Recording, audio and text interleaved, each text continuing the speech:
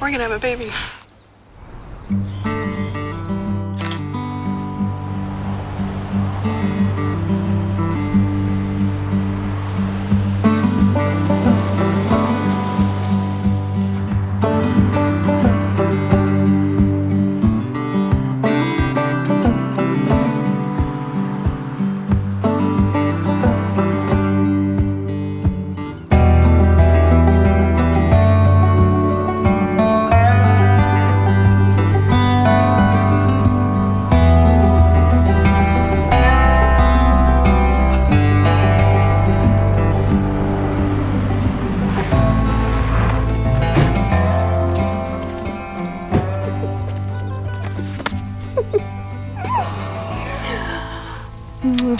Just when we were about to give up.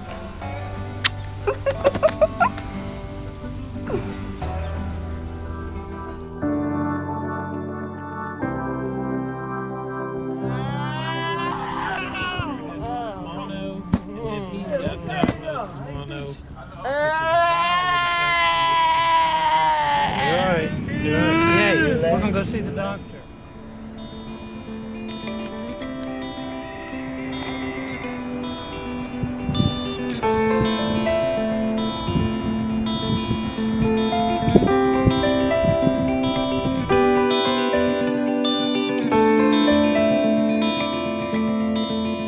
It's a happy, healthy, normal child, typical child, reached all his developmental milestones on time.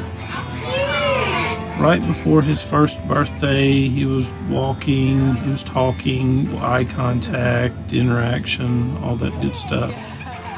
He did have symptoms consistent with a severe adverse reaction at 6 months to the DTP, and it's in the medical records. Parents voiced questions, concerns regarding shaking episodes, entire body trembles. After he had those reactions at 6 months, he should not have been vaccinated again.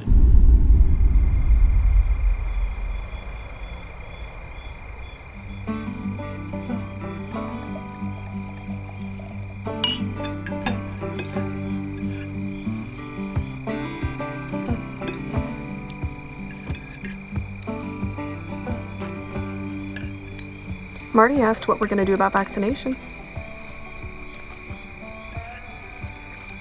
That's a no-brainer. What do you mean? Babies need their shots. And what about me? What do you mean? They vaccinate pregnant women too. No, it doesn't seem right. You still think it's a no-brainer?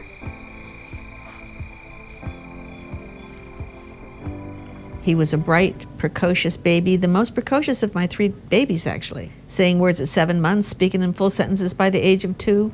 My personal reason for doing this work for the last 36 years is that my son, my firstborn, suffered a convulsion, collapse shock, and state of unconsciousness within hours of his 4th DPT shot at 2.5 years old.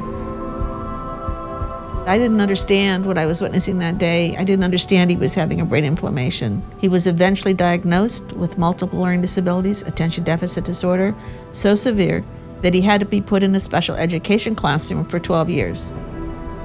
When I saw the TV documentary DPT Vaccine Roulette in the spring of 1982, I was absolutely stunned. I saw descriptions of pertussis vaccine reactions that exactly matched the symptoms that I saw my son suffer that day. I called the station and I asked to be put in touch with other parents. And we co-founded the organization that's known today as the National Vaccine Information Center.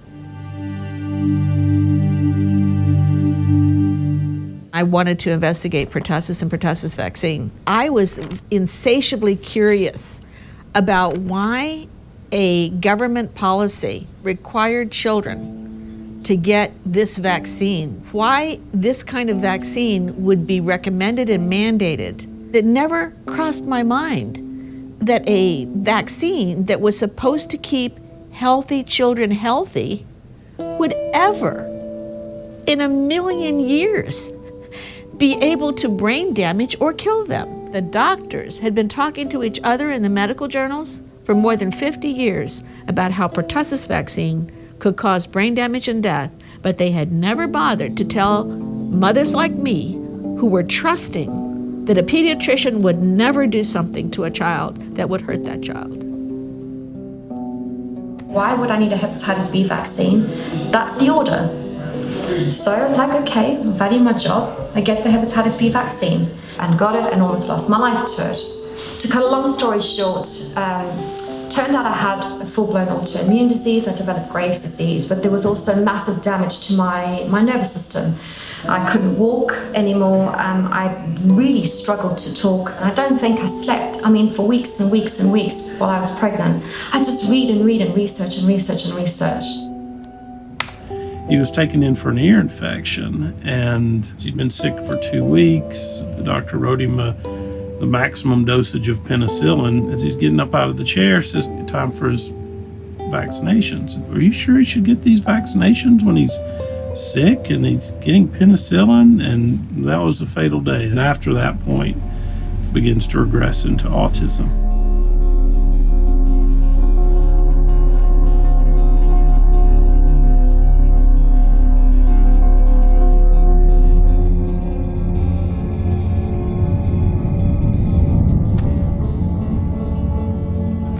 That was the fatal day. It never crossed my mind. After he had those reactions at 6 months, he should not have been vaccinated again. That's a no-brainer. A vaccine that was supposed to keep healthy children healthy would ever be able to brain damage or kill them. I was insatiably curious. Insatiably curious. I don't think I slept. For weeks and weeks and weeks while I was pregnant. I just read and research and research and research.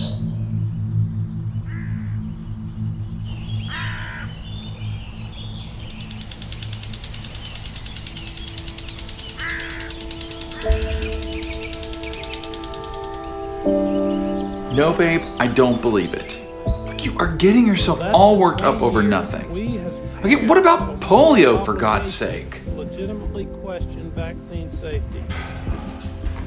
In 2002, when my son was first diagnosed with autism, and I first heard the theory that vaccines cause autism, I didn't believe it. I had a lot to learn.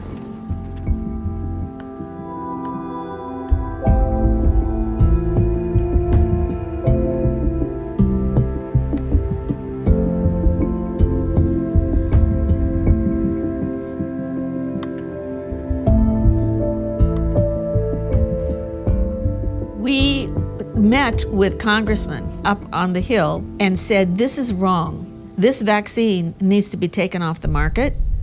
There needs to be a safer version of this vaccine. Why are these vaccines being mandated? I don't know. I think it's a reasonable question. What about, Polio. yeah. You asked me about polio. You got to go back a long way to answer that one. 1955 to this guy. Dr. Julius Youngner, co-inventor of the inactivated polio vaccine. Yeah, the one that protected us when we were kids, right? Mm-hmm. Having met some of the world's great vaccinologists, I must say I have great admiration for Julius Youngner, who I thought was a very simple, sincere, and brilliant man. Youngner had developed 3 important technologies for assuring the safety of the inactivated polio vaccine. He began to hear that the Cutter laboratories in California were failing on all these levels. And so he went himself to the Cutter labs, and he was completely shocked at the shoddy level of production. And he told Jonas Salk that the Cutter lab was absolutely a risk to paralyze children with their vaccine, and he called for them to shut it down. And Youngner wrote a letter to the Cutter's lab to that effect. Very strong letter. Jonas Salk told Youngner, yes, you're absolutely right, it's terrible what's happening in Oakland, but you shouldn't send the letter because I'm better known as the head of the entire operation here. I'll send the letter. And? Salk never sent the letter. And Youngner wasn't the only one worried about that vaccine. In particular, Bernice Eddy at the National Institutes of Health, who had charge of testing monkeys, injecting them with the product of 6 different laboratories that had been chosen to mass produce the Salk-Jungner inactivated polio vaccine, began to find that the very sloppy methods were resulting in highly virulent viral particles in the shots that were being administered to her monkeys. And the monkeys were becoming paralyzed at an extraordinarily high rate. She sent her data to her superiors, and her superiors ignored them. She then took photographs of the paralyzed monkeys, terribly wrenching photographs, and they ignored that as well. In fact, over 200,000 American children were administered a defective polio vaccine. Approximately 40,000 children contracted polio, 200 were paralyzed, and 10 died. It turns out that Qatar knew that many of the vaccines were defective. A man-made polio epidemic. And something I never considered, vaccinated children can spread polio. This caused a polio epidemic amongst the families and communities where the children received a defective vaccine. Of those who came in contact with vaccinated children, 113 were paralyzed and 5 died. It came as a stunning reversal of public perception, of media support, and it caused a profound panic at the Centers for Disease Control at the National Institutes of Health. Imagine if you are a polio vaccine developer or expert at the national academies and you get a call at midnight on April 26, 1955, and you're summoned to a secret meeting to decide whether or not you suspend this miraculous vaccine. And there was bitter disagreement about whether or not the vaccine had caused these injuries, and they quickly determined it was. That's when the White House stepped in. They halted all polio vaccines for several months, and they withdrew the Qatar vaccine totally from the market. They also lied. They had also found that 2 other manufacturers had live polio virus in their vaccines. But it was decided, apparently at a very high level, possibly even by the president himself, that that should not be revealed to the public. Because Because it was thought that that would permanently damage public faith in vaccines. And it had become very important for American foreign policy as well as domestic policy that people have faith in vaccines. And we know that from documents that were declassified in the last year of the Obama administration, showing that the Central Intelligence Agency had decided by 1954 that vaccine programs could be a way to enhance American influence throughout the world and also to keep up American technology in bioweapons. wow, spooks. It's a whole new ballgame. See you later, babe. The pressure that was put on these newly created virologists, vaccinologist superstars altered their judgment and caused them to commit what actually some called a quote-unquote horrendous crime. 40,000 children contracted polio, 200 were paralyzed, and 10 died.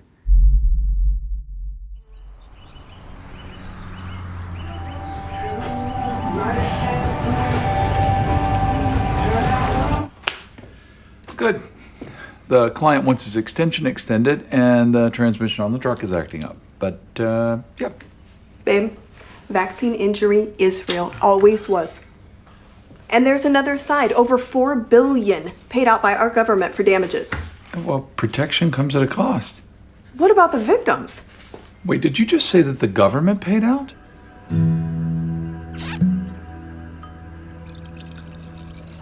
Qatar was a real turning point. It went before a jury, the Gottstanker case.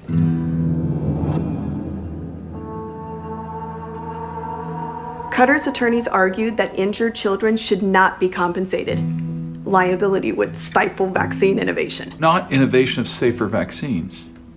Surely they would be encouraged by the threat of litigation. From a legal perspective, many of the injured plaintiffs and their families had an extremely difficult time seeking redress through the courts. Is anyone surprised? Apparently, vaccines have become a bargaining chip in U.S. foreign policy.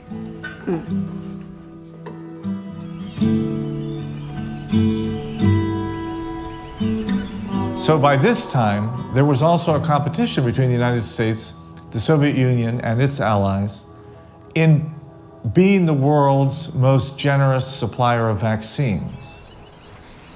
This guy doesn't seem like a whack job. And the problems with the polio vaccine didn't end with Cutter. Check this. When Bernice Eddy made a second and even more fundamentally important discovery in the early 1960s, that all the polio vaccines were all contaminated with simian viruses. And that one of those viruses, called simian virus 40, was particularly dangerous and virulent, and very high percentage of the mice and other laboratory animals that she injected with this simian virus 40 rapidly developed tumors. This indicated to her that this was an extraordinarily dangerous cancer-causing virus.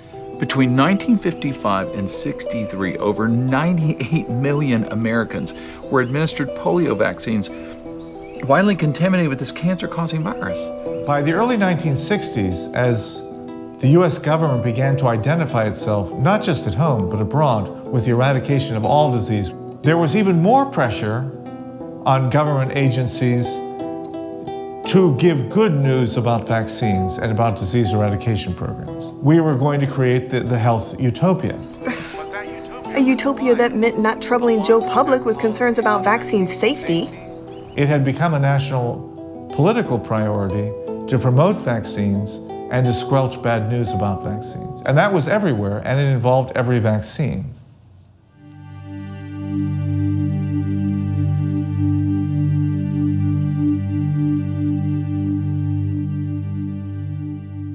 Remember the swine flu scare of 1976? This virus was the cause of a pandemic in 1918 and 1919 that resulted in over 500,000 deaths in the United States, as well as 20 million deaths around the world.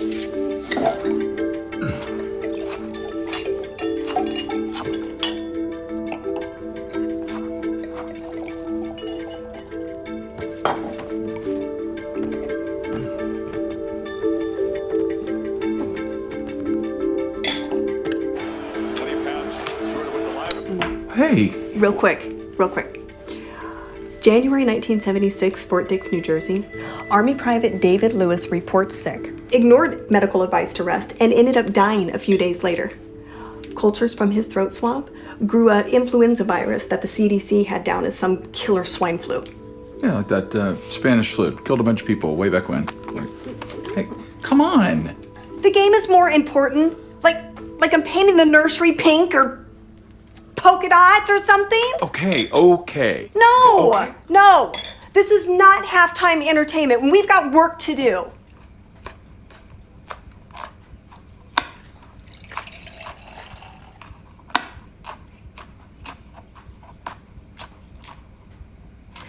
After 3 more cases popped up at Fort Dix, the CDC recommended a vaccination program targeting 95% of the U.S. population. That vaccine was called X53A.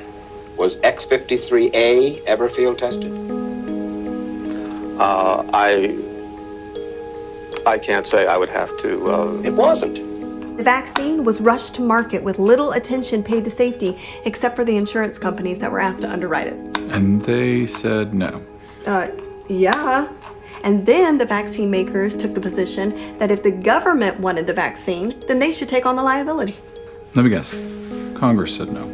Production stopped, and companies refused to release vaccine stocks. Then get this.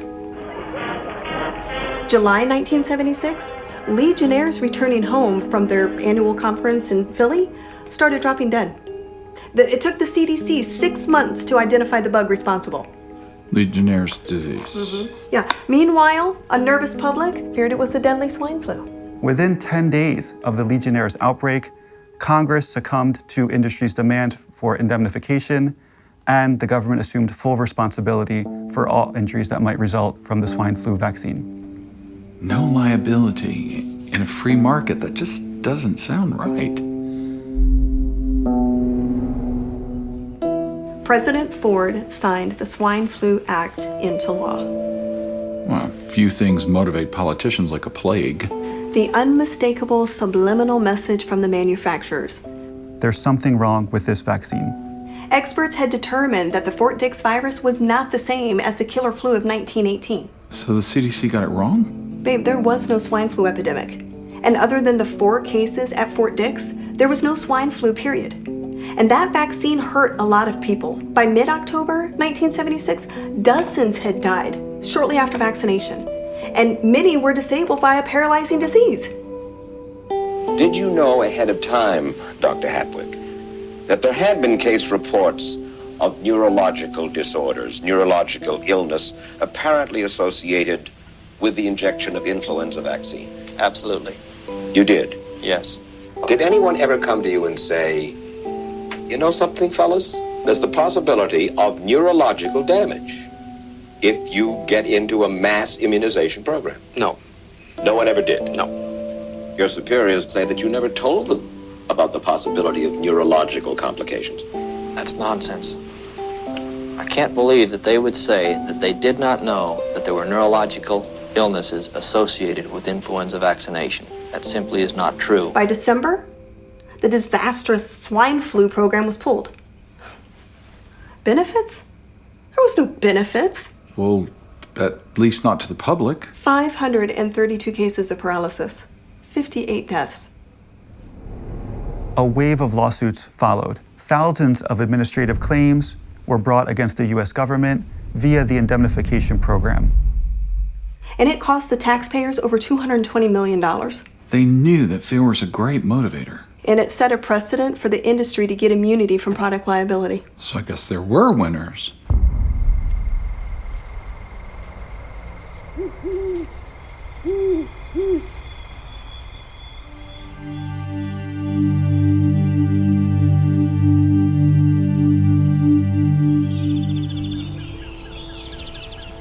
My first case was the Massachusetts case. He was born totally normal, no complications at birth. He made all of his motor milestones until after his second DTP shot, he developed a seizure disorder after going through a period of high-pitched screaming, and the mother described it as somebody was tearing his skin off. Dealing with the family and seeing what they had gone through and seeing the denial of the doctors. You know, as a young attorney, just coming out of law school, I went after this as my cause. This national publicity about the fact that DPT vaccine could cause injury and death was causing a lot of anxiety up on Capitol Hill. The vaccine manufacturers and the medical trade associations, like the American Academy of Pediatrics, were panicking.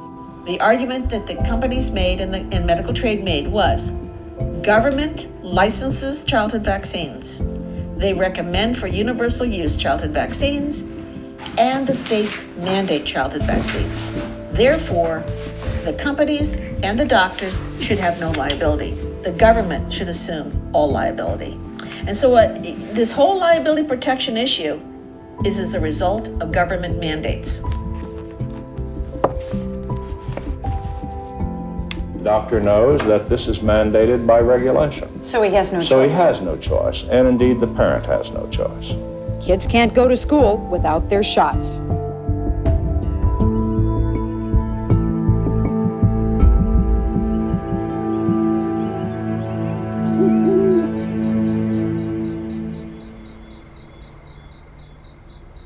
Wait a minute. What? Well, there are legal mandates for child safety seats, but nobody argues that the government should assume the manufacturer's liability for those. Huh. The manufacturers had a more compelling reason. They were afraid of going into a courtroom, and that's the biggest fear that any product manufacturer has in this country, getting caught doing something wrong and being punished for it. In the early days of the litigation, we were able to get a favorable result for, I would say, pretty much 100% of the people that we represented, because they always seemed to settle the case at the same juncture of litigation, of the discovery. That told me a story as an attorney. It told me that if they're willing to pay on these cases, there's something that I still don't know about. Discovery is where we get access to all of the documents that they have, and we can determine for ourselves what they knew, when they knew it, and what they did about it. So I guess the real question is, was the DTP vaccine unavoidably unsafe? I mean, if the companies had done their best, they had a strong case. Yeah, but if not, if they knew they could make it safer and chose not to, then a jury trial would be disastrous. True. I mean, look what's happening to Monsanto right now.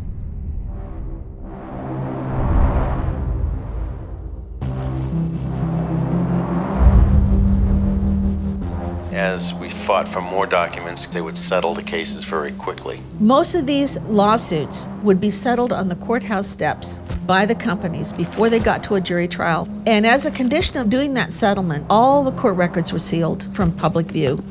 So what the manufacturers knew, when they knew it, and what they did about it remained a secret? That all seemed to have changed in a New Jersey case. We were fighting over the documents. Letterly, at the time, was contesting that. They fought tooth and nail against giving them to us. We had to go back for 3 separate motions to compel. The judge gave them a very short time span, a couple of days to produce the documents.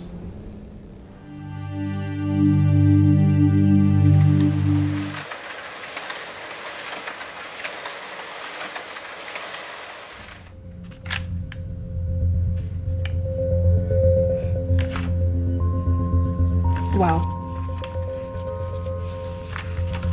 Concerns about brain damage from the original pertussis vaccine date back to the 1930s. Even 50 years later, they admitted what they knew about the basic biology of pertussis was abysmal. People would be outraged if they really knew how much they don't know about what vaccines do in the body, how much they're covering up about what vaccines do in the body. I mean, it's no wonder they've tried to hide this from Hugo's law firm. Look at that. Internal memo from 1962, written by Dr. Christensen of Letterly. It's obvious that severe neurologic reactions have occurred in children after pertussis vaccines, which have passed toxicity tests currently in use. 42 years had gone by between the first warning and the time the U.S. government decided to commission its first study. It was done by Dr. Larry Bariff of the UCLA Medical Center. Because the Food and Drug Administration was concerned that this sort of public panic might spread to the United States, they wanted to document that the vaccine was in fact safe and not associated with severe consequences. After millions of doses had already been given, someone finally did a safety study. Bariff's going to measure adverse reactions to 15,000 DTP shots, but only 1,500 doses into the study, he gets a surprise visit from Wyeth's Dr. Deitch. Wait, what is a Wyeth employee doing interfering in a government study? Deitch's secret report on that meeting? Bariff feels that the reaction rate for currently marketed DTP vaccine is unacceptable. Far from the expected incidence of 1 in 15,000 immunizations, there have been 1 in 300 generalized seizures and 2 collapse shock. Serious reaction rate? 1 in 214 doses. The UCLA study found more reaction than had ever been seen before. So, what happened? Nothing. Nothing happened. Babe, something did happen. At this stage, when an unacceptably high rate of serious adverse reactions had been identified in the first big safety study of DTP vaccine, Bariff presented his alarming findings to the Food and Drug Administration. The FDA should have immediately suspended the DTP vaccine. That would have happened for any regular pharmaceutical product in this situation. But something very different happened. Following the surprising visit from Wyeth's Dr. Deitch on September 6, 1978, unaccountably, the rate of seizures in the study fell from 1 in 300 doses of DTP to 1 in 3,563 doses. Rates of collapse shock fell similarly. Babe, the odds of this happening by chance are greater than 1,000 to 1 against. These new results were used to bolster confidence in the safety of DTP and reassure doctors that the benefits of whole cell pertussis vaccine far outweigh the risks. And for what was soon to come, These results were used to persuade Congress that the vaccine makers had made the pertussis vaccine just as safe as possible. How's the truck? Did they fix the transmission? Knock on wood, car insurance? Sounds like vaccine policy to me. Yeah, maybe they just couldn't come up with a safer vaccine. They actually started to study whether they could break the bacteria open. Do you need the whole cell, or are there certain parts of the cell that give immunizations? Conversely, is there part of the cell that is dangerous and can cause harm?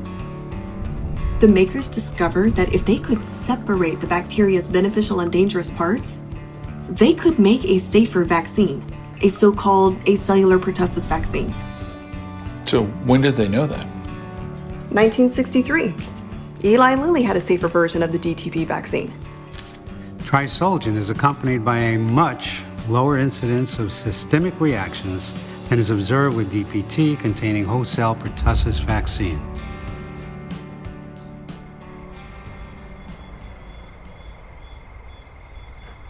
So why did nothing change? Why did an avoidably unsafe DTP vaccine continue to be injected into millions of children every year?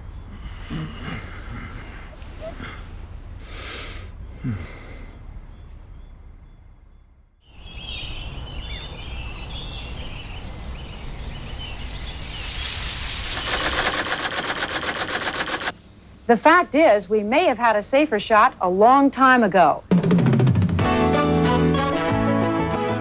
We have had the capability to make a safer vaccine. The manufacturers have chosen not to for economic reasons. They want immunity from lawsuits. They don't want to lose the third world market because these vaccines cost pennies to produce. In Japan, they've been using a safer acellular vaccine since 1981.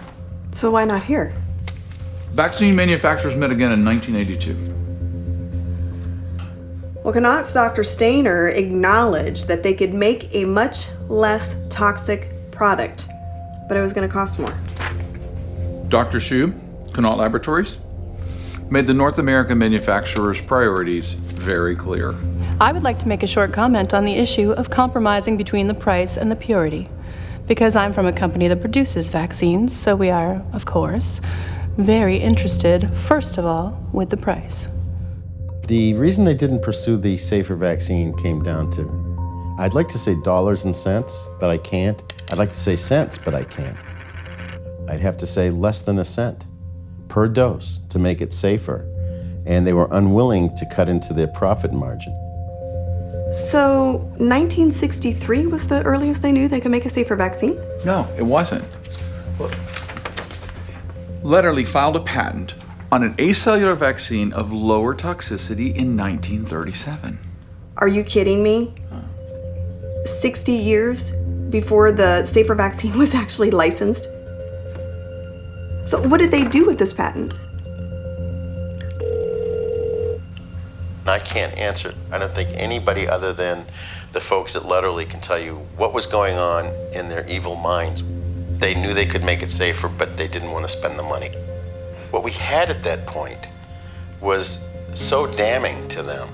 It was a path of years and years and years of deceiving the regulators, lying to the doctors, and that was what they were running from.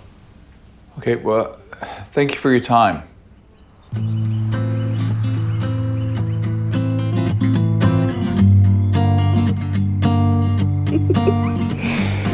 I think your transmission's working just fine. I love you.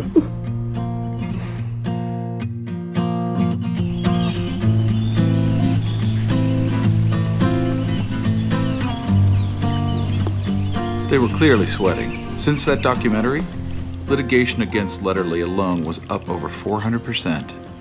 What was the corporate response to vaccine roulette? Memo to all company employees. The present DTP vaccine is the safest that medical science can now provide. There is no evidence that there is or ever was a vaccine with fewer severe reactions. Liar. And then there's this. The Pinto memo. Pinto? Yeah, in 1970, Ford Motor Company introduced the Pinto. It was a small car with a big problem. If the car was rear-ended, the bumper assembly would crash into the gas tank and it would explode. Ford was accused of causing up to 900 burn deaths because they were unwilling to spend just $11 per vehicle for a safer gas tank. $11.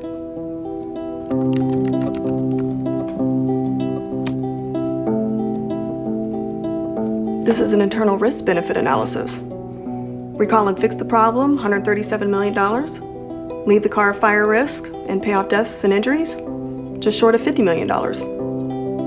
Ford made a business decision. And then their memo ended up in front of a jury.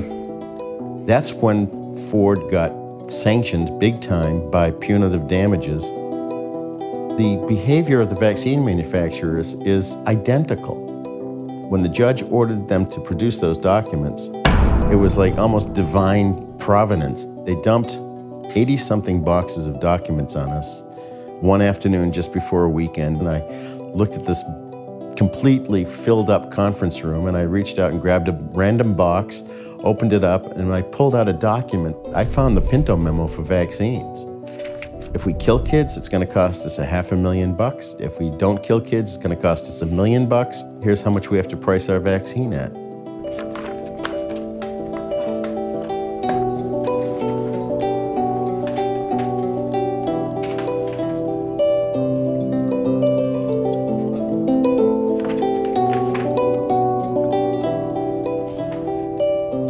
I mean, it does acknowledge that the public had been kept in the dark about problems with the vaccine.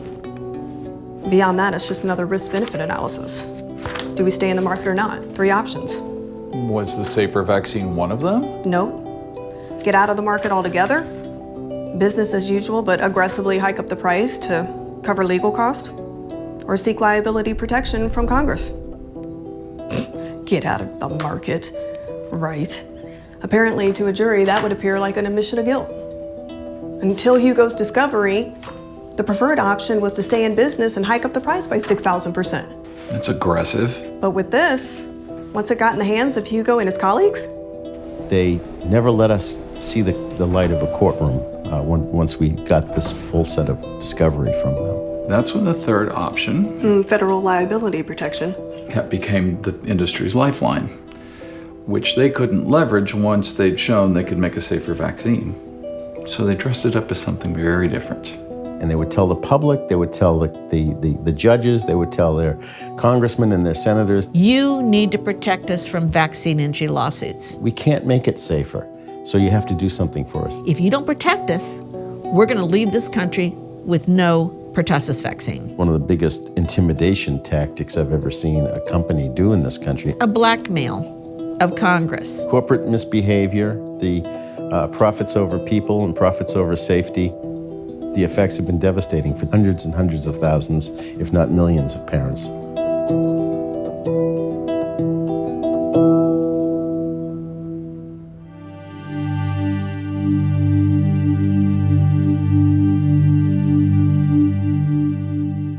Congress decided they were going to create legislation that was going to protect the vaccine supply and contain costs. They came to us and said, you can come to the table and you can argue for what you think the children should get, but we are going to pass legislation to protect the vaccine supply in this country.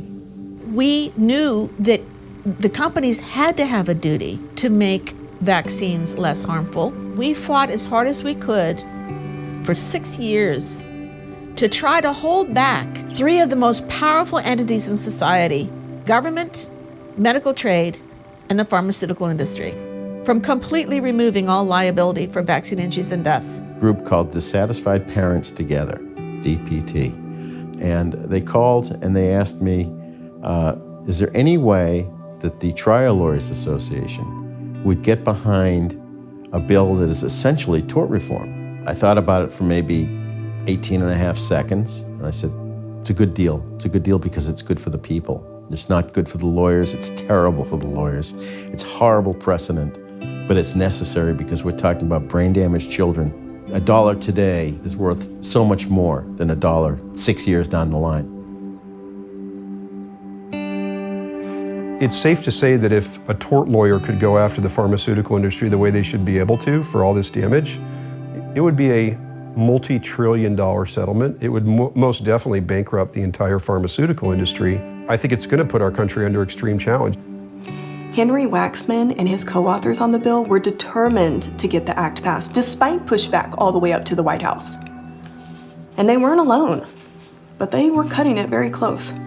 With only days to go before the congressional recess, the bill's passage was up in the air, with the White House declaring plans to veto the entire omnibus package due almost exclusively to the provisions in the National Childhood Vaccine Injury Act. October 20th, 1986, Los Angeles Times. Waxman made it personal. If the president vetoes the bill, he will leave these children to fend for themselves and leave the country with risks or shortages or skyrocketing prices.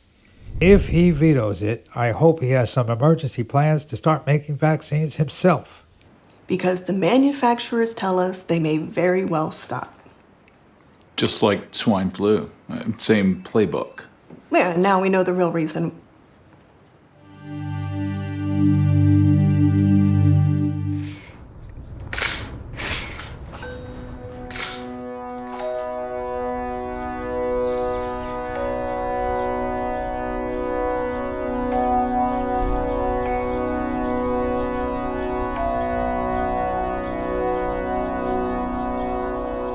With the passage of the act, the 90s opened up an entirely new era for vaccination. The National Childhood Vaccine Injury Act had three purposes.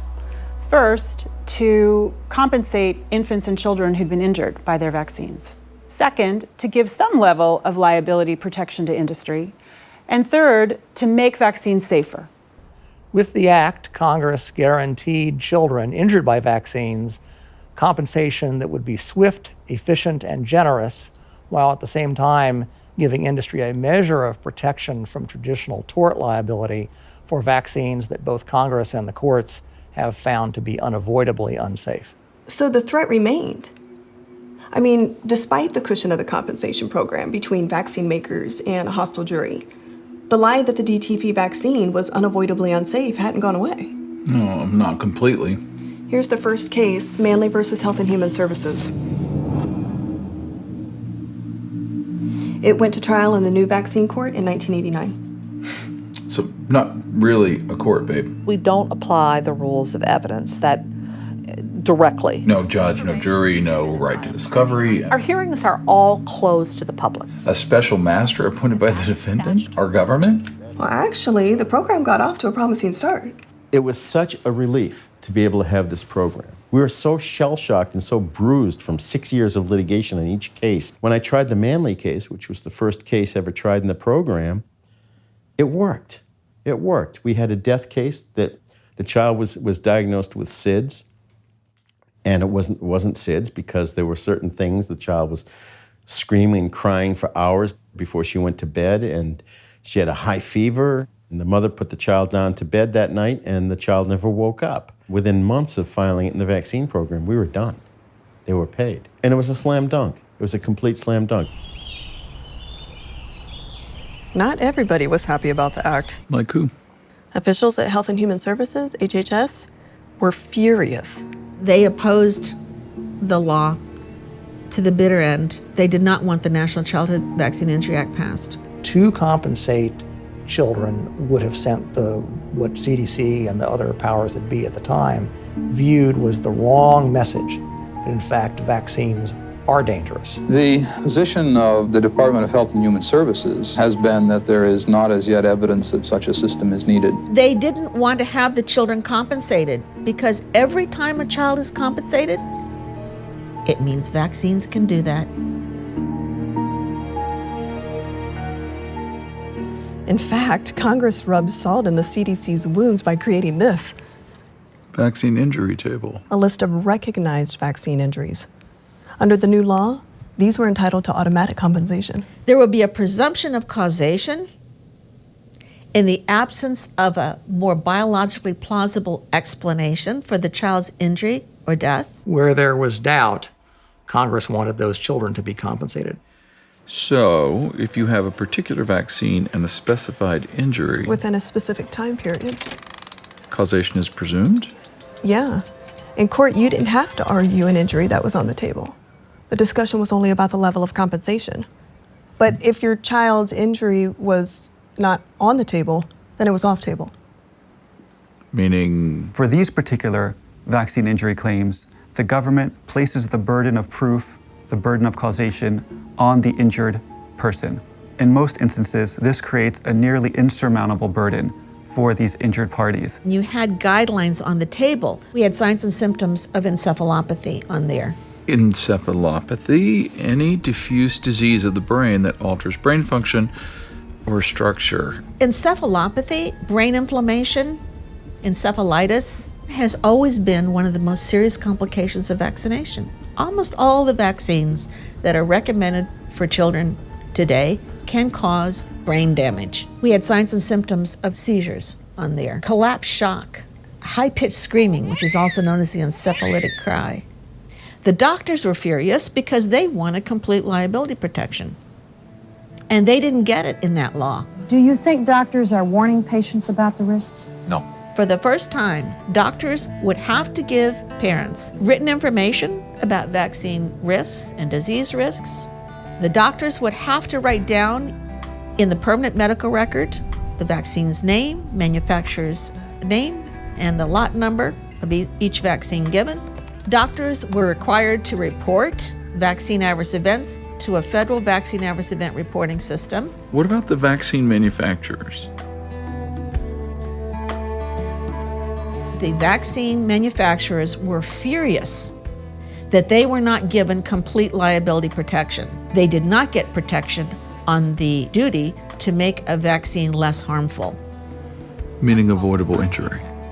Yeah. We fought to make sure that that law did not eliminate all liability. And the congressman who wrote the bill agreed. If an injury is the result of a bad vaccine or one inadequately researched or warned of, then the courts can still make an award. Worst of all, for the program and the government, injured children started getting compensated in large numbers. It started out as so successful. I remember our first year, 92% of the cases got compensated. The vaccine program started to cost a lot of money. And then bad things started to happen. The law as it was originally passed was a very different law than it is today. In the early 90s, in the wake of the 86 Act, the vaccine schedule ramped up dramatically, and there were more and more vaccine injuries. And the name given to that injury was autism. Please welcome Mark Waxel. As the autism toll passes 1 million children and the cost soars to $1 trillion, there is a really pernicious idea that is taking hold, that there is simply no autism epidemic.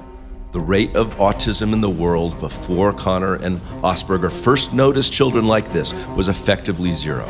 So multiple surveys all showing sharp increases with an inflection point around 1990. 1 in 36 measured one way, 1 in 59 measured another way, now 1 in 33. How had these cases of autism been adjudicated in the compensation program? In the early years of the program, autism was being compensated. We saw those cases in Alder, Sorensen, Freeman, Banks.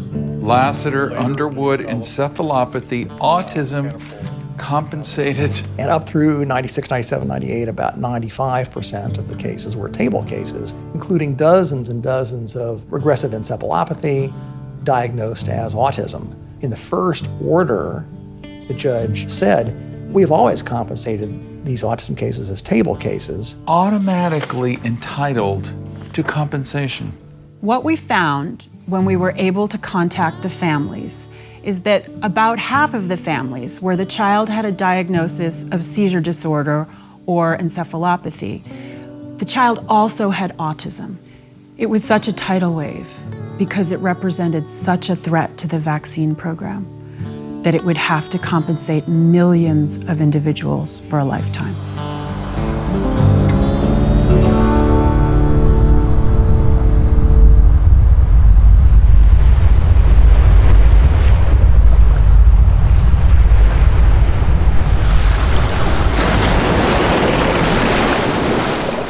From the very beginning, the program was corrupted with the intent, the studied intent, of denying children the compensation Congress intended. Of course, there's the obvious way to avoid paying out compensation. Just don't tell anybody about the program in the first place, right? The Secretary of HHS is mandated via statute of the program to conduct public awareness campaigns. Yet they refuse. If we promote the program, people will not vaccinate. I did not file because I didn't have access to the right information. I didn't know my rights. And then to place a strict limit on the amount of time parents had to file a claim. Normally, a medical injury to a child, the child has until age 18 or 21 to file their claims. So setting that at 36 months or 3 years was a deliberate effort to shortchange these children. Like many families, by the time I had gotten access to the right information, we were past the statute of limitations.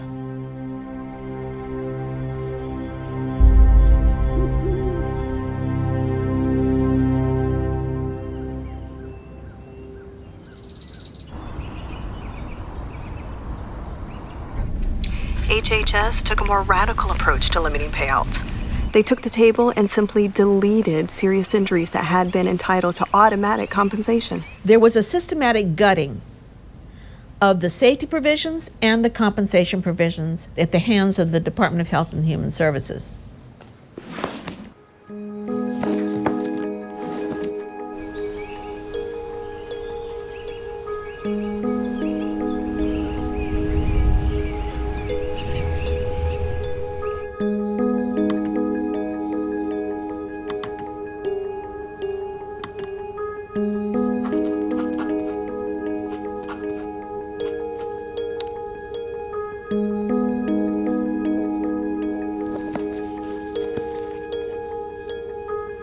So, 1996, the autism epidemic is taken off.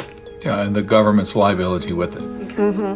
Donna Shalala, Secretary of HHS and the defendant in vaccine court, took a red pen to the vaccine injury table. Wait, so that's like the criminal getting to decide whether or not they committed the crime. Oh, we don't need seizures on there. We don't need collapse shock. Take those off. Take regressive encephalopathy, take residual seizure disorder off the table, thereby making it much harder for a child to receive compensation, as Congress found in their investigation. The definition of encephalopathy was changed to one that you will never find in any medical textbook. So injured children no longer qualified. Congress wanted to make sure that all of the kids who were injured, because no product can be made perfectly safe, all of the injuries that were unavoidable would nevertheless get compensation. Shalala turned that on its head. Where that scientific research is incomplete or non-existent, the Secretary believes it would be inappropriate and inconsistent with her statutory responsibility to revise the table to establish a presumption that a relationship exists.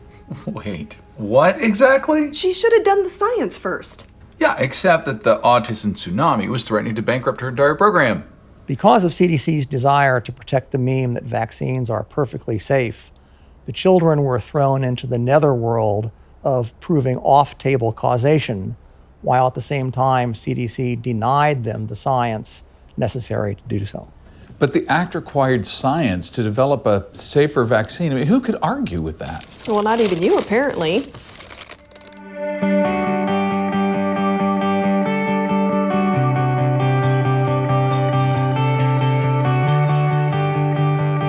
When Congress passed the Vaccine Act, they knew that they were removing from the manufacturers any incentive to make vaccines safe. So they took that responsibility and they put it firmly in the lap of the Department of Health and Human Services.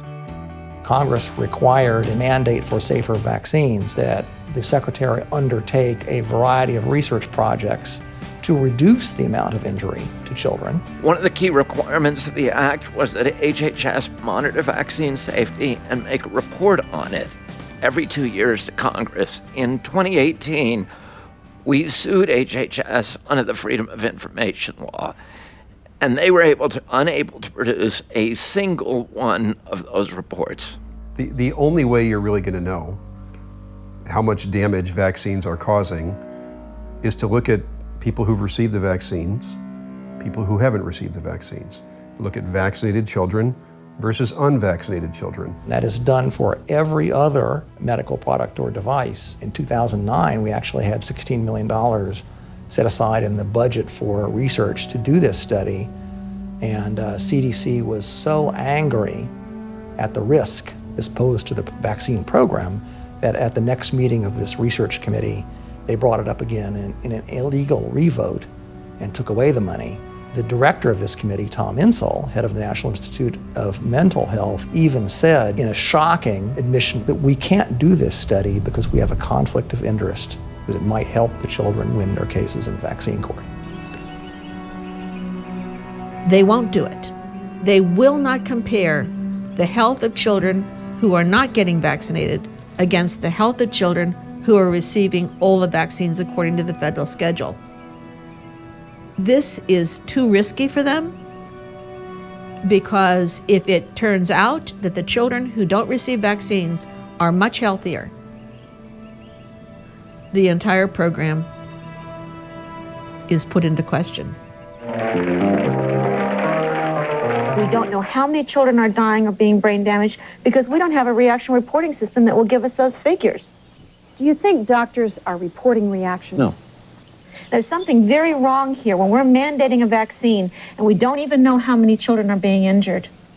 Parents forced HHS to set up a system to monitor vaccine side effects. It was called the Vaccine Adverse Events Reporting System was an attempt to systematize the capturing of actual vaccine injury events. But the system is wildly imperfect to the point of almost being useless because of a Harvard Pilgrim healthcare study that was done. We know two really important things. The first thing we know is that less than 1% of vaccine injuries are actually reported. Of the people vaccinated, 2.6% had some sort of vaccine injury. That's not 1 in a million, that's 2.6% of the people who got vaccines. And so the lead researcher of Harvard Pilgrim actually complained because CDC went silent after they reported their results and wrote, "Unfortunately, the necessary CDC contacts were no longer available, and the CDC consultants responsible for receiving data were no longer responsive to our multiple requests to proceed with testing and evaluation." A 3-year study produced results so potentially devastating for the CDC because the adverse event rate was so much higher than anything the CDC could share with the public. And so the program was shut down.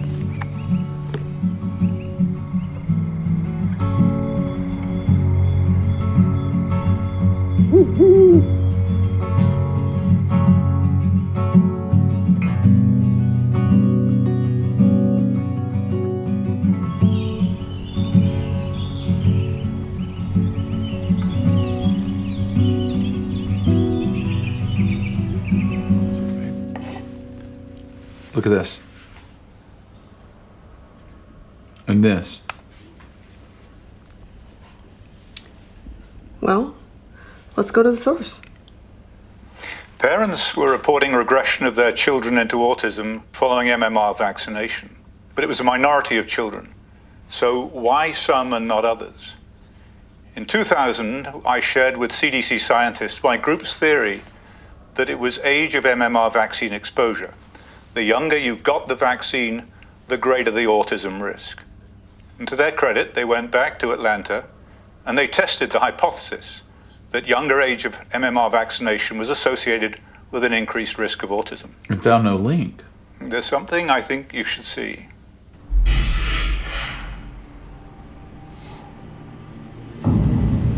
My phone rings, and it's Dr. William Thompson. You and I don't know each other very well. You have a son with autism, and I have great shame now. A whistleblower from the CDC who's going to come out and say that the CDC had committed fraud on the MMR study and that they knew that vaccines were actually causing autism.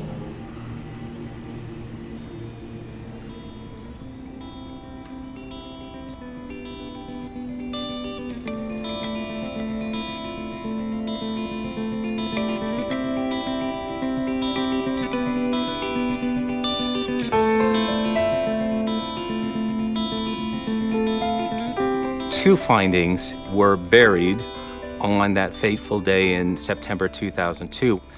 The first was what we call the African American effect. The second effect was a group of children who received the MMR vaccination on time and then regressed into autism. DeStefano and colleagues did find a strong signal of autism causation in these two groups, which was, of course, unacceptable to CDC. Dr. Thompson tried to warn the director of the CDC at the time because he knew he was publishing fraudulent data.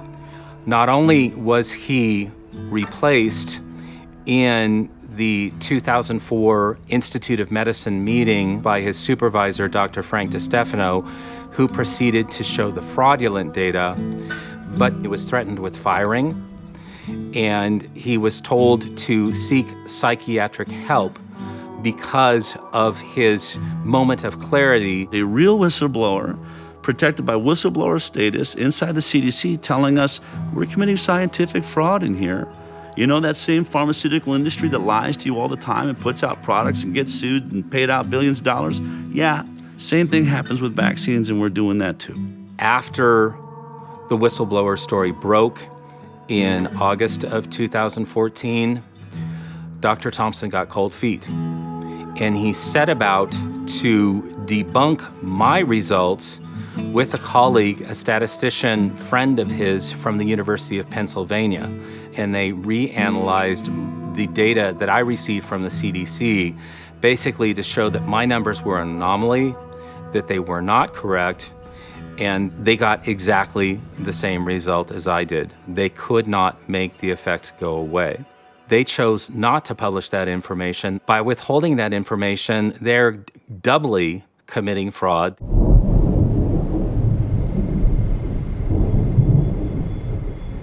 They could, at the very least, delay the MMR. What? Admit there's a problem?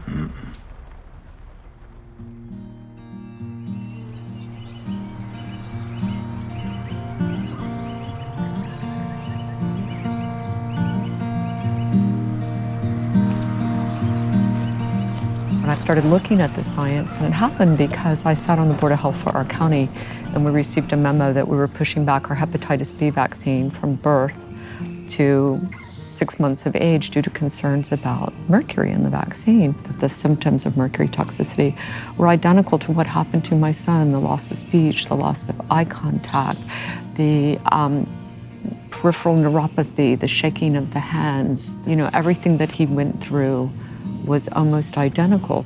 I first heard about a possible connection between vaccine and autism when I was researching a story for Elle magazine. They wanted me to write an article about autism, and I heard about a mom in California. I knew it was on the increase, and I asked her why she thought that was, and she said, well, many people think it's the mercury in the vaccines. And I kind of dismissed it at the time. I said, how could there be mercury in vaccines? And if there is, it must be such a minuscule amount that it couldn't be harmful. That's when I started researching my son's exposure levels and found out that at 2 months of age, his exposure levels were 125 times EPA's allowable exposure levels.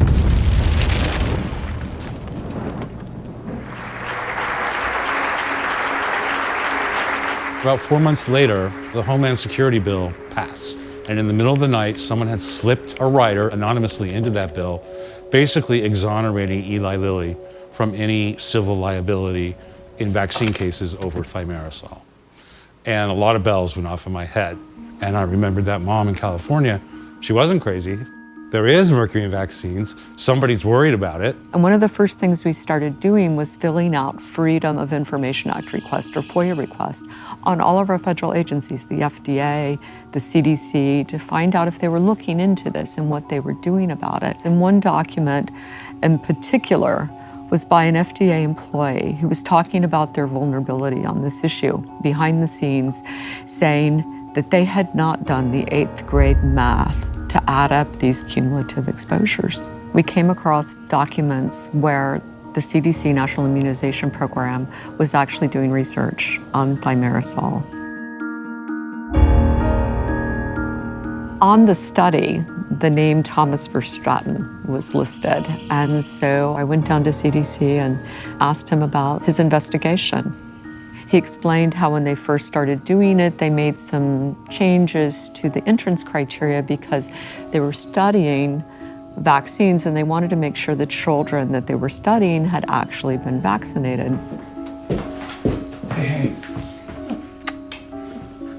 so you realize that by leaving out the unvaxxed kids, they totally missed the crucial comparison between vaxxed versus unvaxxed. Those who got mercury and those who didn't. Anyway, all right, later, babe.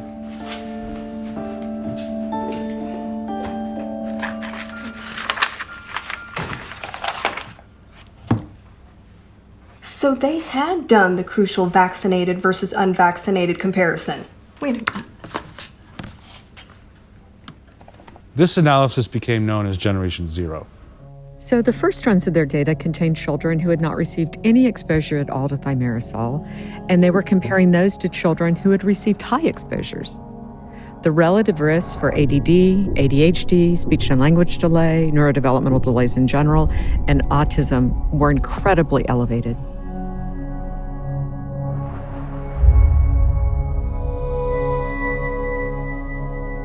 Based upon the Verstraeten Generation Zero study, just a single dose of thimerosal-containing hepatitis B vaccine raised the risk of autism more than 7-fold. In a court of law, anything above a relative risk of 2 applies cause and effect. So they were really worried about this. When you get up into the range of, 8, 9, 10, that's what we saw with tobacco science. Wait a minute. So clearly, definitely, unequivocally, you have studied vaccinated versus unvaccinated.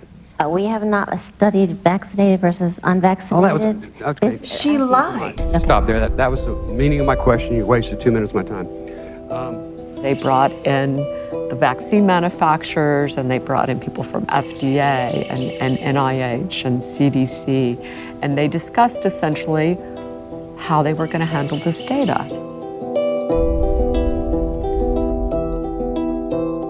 What they had done was deliberately remove the unvaccinated controls, and therefore they brought their risk down. You look at your findings and you don't like them, and then you go back and alter your entrance criteria.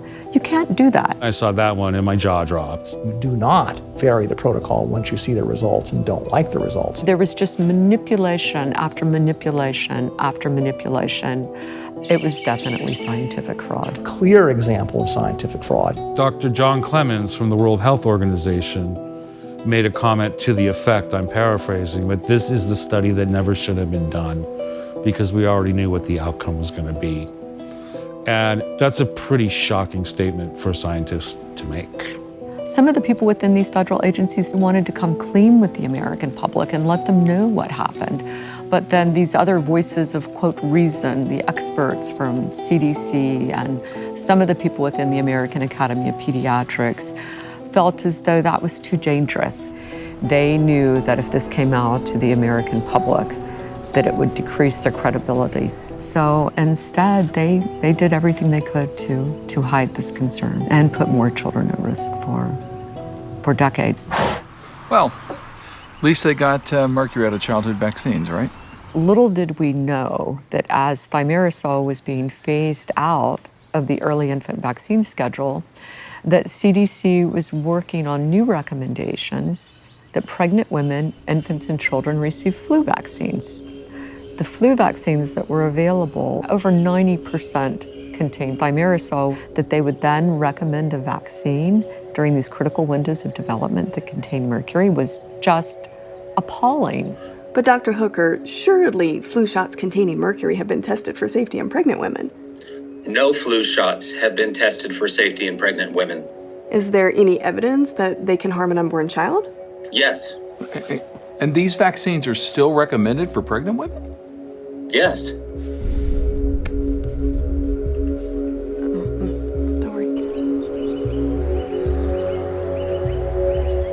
Then the CDC used taxpayer dollars to commission a Danish study of the autism vaccine link. Danish? Are they even on the same vaccine schedule we are? No. The principal conclusion of that paper was that there was no difference in the incidence of autism in those children who received the MMR vaccine versus those children who did not. Now, this was done by statistical sleight of hand. The average age of an autism diagnosis in Denmark at the time was just over 4 years old. The children who were unvaccinated were followed up to an average age of 5 years old, and that captured that average age of diagnosis. However, if you look at those children who did receive the MMR vaccine, they were followed up until they were 3.5 years of age. They were followed up before the average age of diagnosis of autism in Denmark. So you would expect that if you follow up children for a longer time period, then they're going to have a greater likelihood of having an autism diagnosis. Fully 50% of the autism cases in the MMR vaccinated children were not accounted for. They were not followed up to an adequate age to diagnose them with autism. So the study was trumped up. And there were 22 charges of wire fraud and money laundering. More disturbing information surfaces regarding a medical researcher there. Allegations have surfaced that Paul Thowson stole millions of dollars from the agency, and now his study that attempted to disprove a link between vaccines and autism is being called into question. No surprise the State Department hasn't extradited Thorson and put him on the witness stand.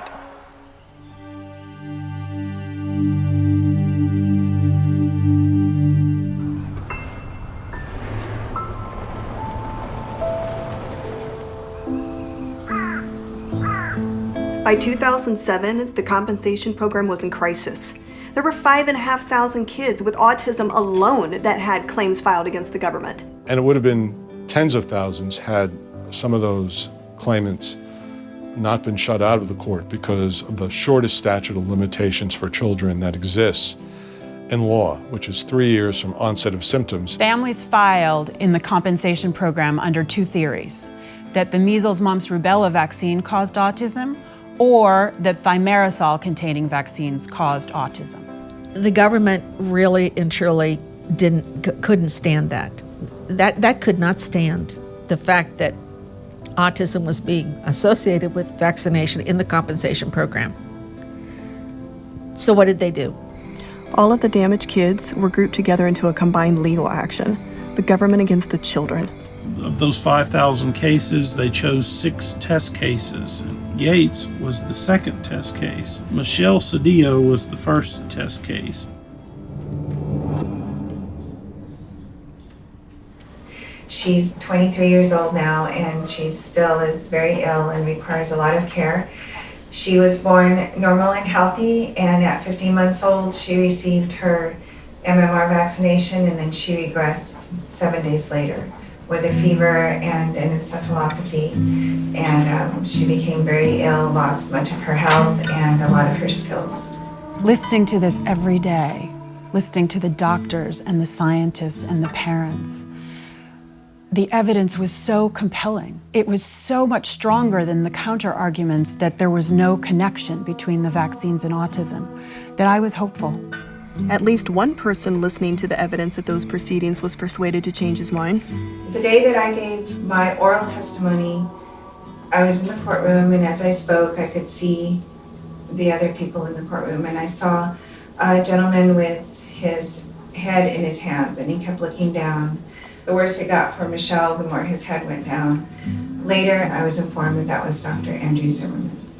Dr. Andrew Zimmerman is one of the top pediatric neurologists in the country in the field of autism. He was an expert witness for the government. He originally wrote an opinion for the government which stated that there is no scientific basis to believe that thimerosal-containing vaccines or the MMR can cause autism. The government used that opinion as evidence to deny Michelle Cedillo compensation. The government also used Dr. Zimmerman's opinion to deny compensation to my son Yates.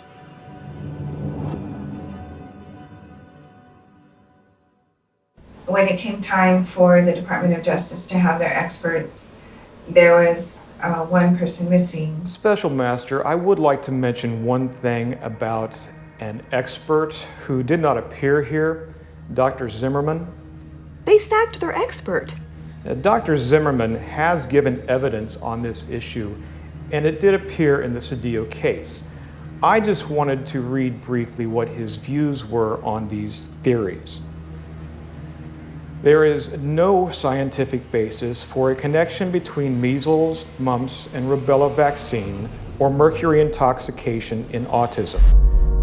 That was not his opinion. Zimmerman had changed his mind. The statement by Mr. Malinowski regarding my expert opinion was highly misleading. A respected pro-vaccine medical expert used by the federal government to debunk the vaccine autism link says vaccines can cause autism after all. So later in Yates's appeal hearing, when the judge asked the DOJ lawyers whether or not vaccines can cause autism, Sir, we're not even at the stage where it's medically or scientifically possible. And that wasn't true just 2 weeks before. Vincent Malinowski and Lynn Riccardella signed the concession agreement in the polling case, and it was based upon the opinions of Dr. Zimmerman and Dr. Kelly. A $20 million concession to just such a probability. That the Department of Justice thought it was ethical and proper to withhold that evidence from the omnibus autism proceeding, from the special masters, from the Court of Federal Claims, from the Court of Appeals, is unacceptable. It's an obstruction of justice and it's a criminal offense. As an Assistant District Attorney General, if I did in a court of law what the United States Department of Justice did, I would be disbarred and I would be facing criminal charges. Malinowski was promoted. Hey. The key to Zimmerman's change of mind was a little girl that he'd seen at Johns Hopkins named Hannah Poling.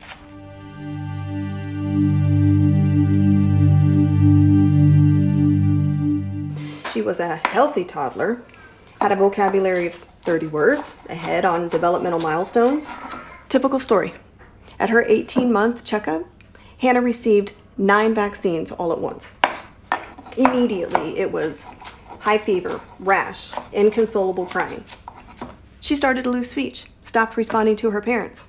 Eventually, she got a diagnosis of autism and seizure disorder. Coincidence. That's what they always say. But Hannah's wasn't just another story that could be dismissed by doctors. Her father, John Poling, Dr. John Poling, is a pediatric neurologist. And at the time was colleagues with Dr. Zimmerman at Johns Hopkins. It happened to one of their own. And they very intensely studied this child, and based upon the advances in their understanding of metabolically what happened to her, they concluded that the vaccines did cause autism. So this guy Zimmerman is the government's expert, and he was Hannah's doctor? Yes. What the American people do not realize is that Hannah Poling's case was to be the 4th test case in the omnibus autism proceeding.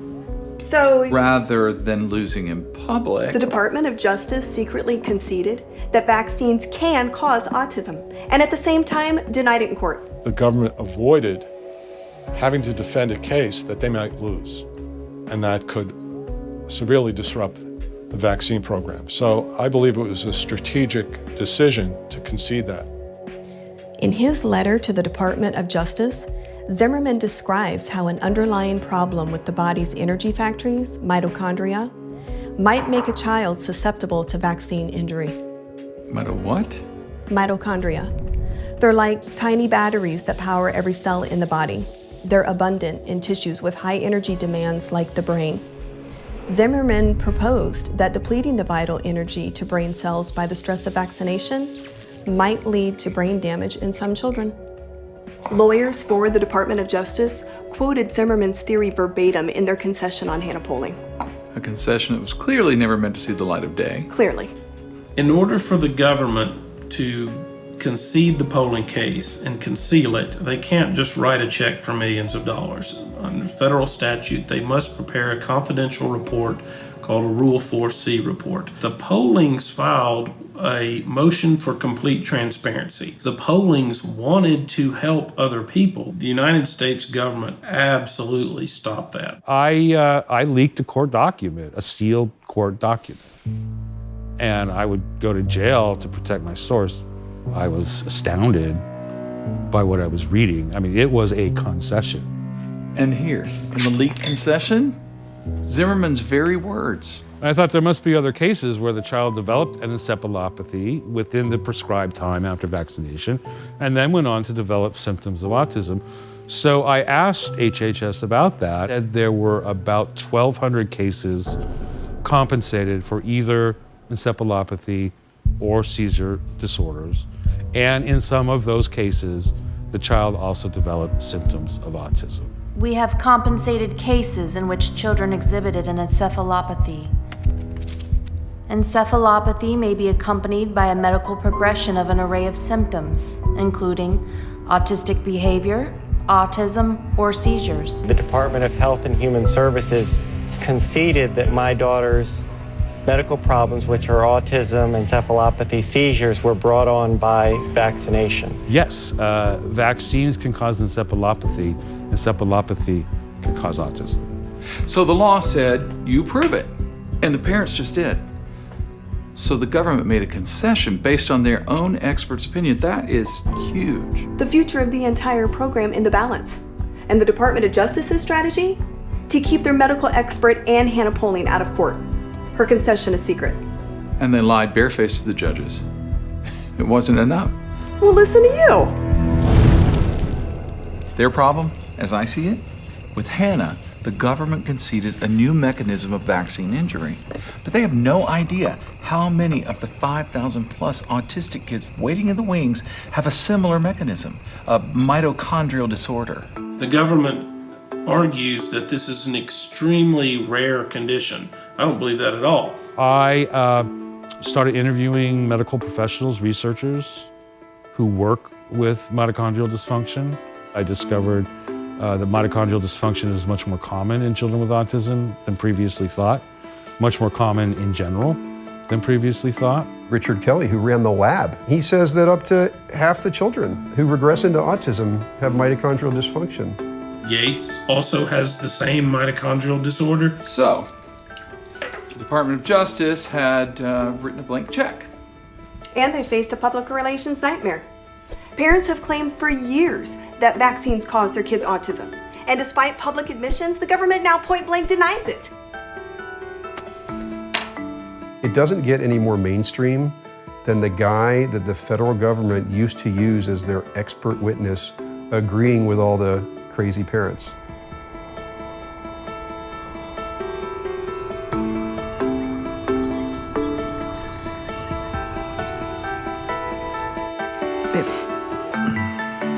Babe. It seems like our friends at the Department of Justice still had one card left to play.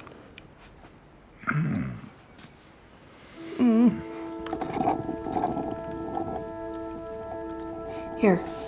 Somehow, over subsequent decisions, the theory by which that child, Hannah Poling, was compensated was changed. It went from an underlying mitochondrial susceptibility for a child that couldn't handle the stress of vaccination. An off-table injury. Yeah.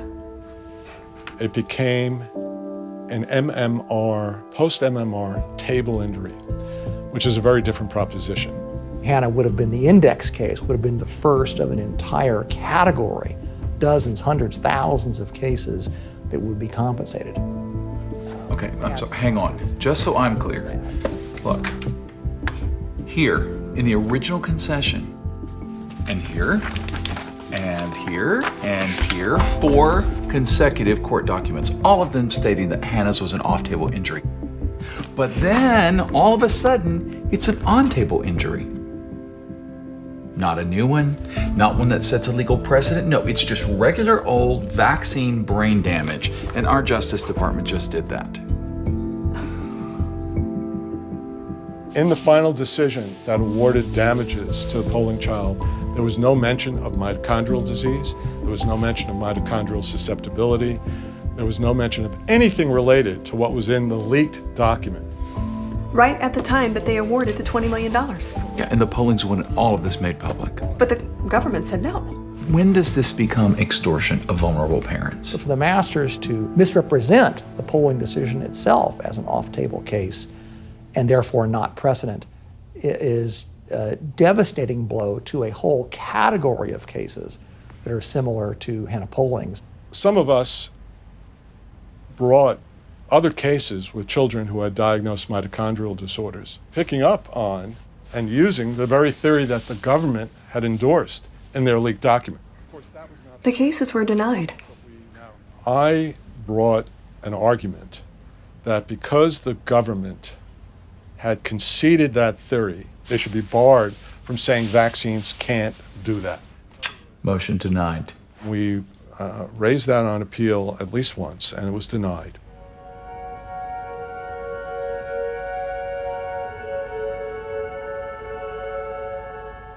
This entire theory doesn't exist. It was effectively eradicated as if we were in a George Orwellian type of environment where the government controls the facts.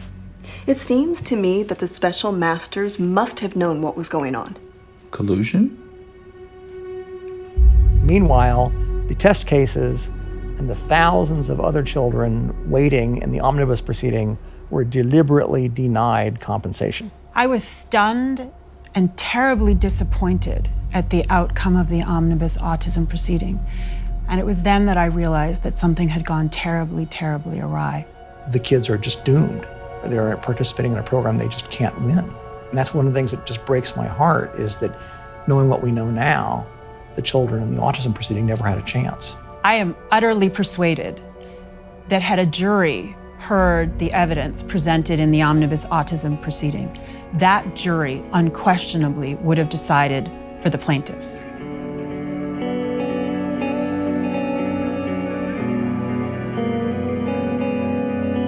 Hooray, yay, now we've all lost. We've lost in the kangaroo vaccine court. We can now go to state and federal courts. A jury, regular court, judge, discovery, everything that the vaccine makers fought so hard to avoid. Scrutiny of what could or what should have been avoided. There was one sentence in the Vaccine Act, as kind of the poison pill, that said if the vaccination is unavoidably unsafe, you cannot sue the pharmaceutical industry. Yeah, but now they get to see the evidence. Hugo's discovery, don't they?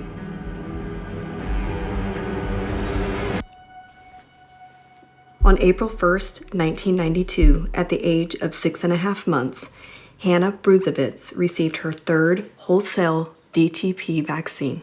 She had a cold at the time, and in advance of her going in, Robbie called the physician to make sure it was okay for her to bring her in, and they said, fine, bring her in, we'll get this thing done. So she did so, and basically a couple of hours afterwards, she started to seize.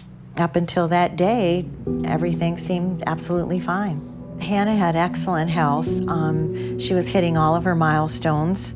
Timing-wise, that it happened 2 hours after she had received the shots. 15 minutes after I'd put her down for the night, she screamed out. I could tell that her lips were starting to turn blue, and I panicked at that time, and I immediately called 911. From that day forward, it was pretty evident that she was having some difficulties, and the frequency in which she was having seizures was pretty constant.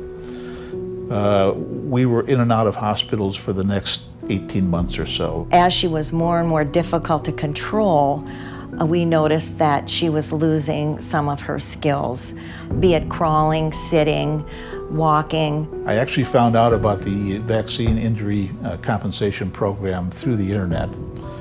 Certainly not from any physicians that we dealt with. The day after I found out, was the last day that we could file our claim.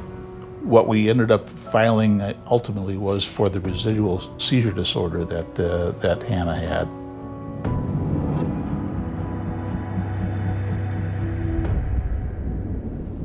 Donna Shalala, the Secretary of HHS and the defendant in Hannah's case, amended the vaccine injury table midway through Hannah's case, coincidentally removing seizure disorder. But Hannah's story is so straightforward. A perfectly healthy child suffers a seizure on the very day. Within 2 hours. Within 2 hours, being vaccinated with a vaccine that causes seizures. She's left permanently severely disabled, and there is nothing else that can explain those events. Except for more coincidence. So Hannah lost. Did they appeal? Her lawyer, John Fabry, filed a civil product liability case in March of '07.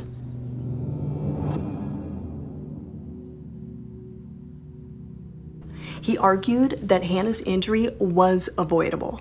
Wyeth knew they could have made a safer vaccine. And they'd known this for years. Yeah. Fabry showed that Wyeth's decision came down to money, but it didn't matter. What do you mean it didn't matter? Well, the court ruled that it was all irrelevant because the act prevented the manufacturer's liability. So they were free to ignore the fact that they could make a safer vaccine. But it didn't. Hold on, because Fabry went further.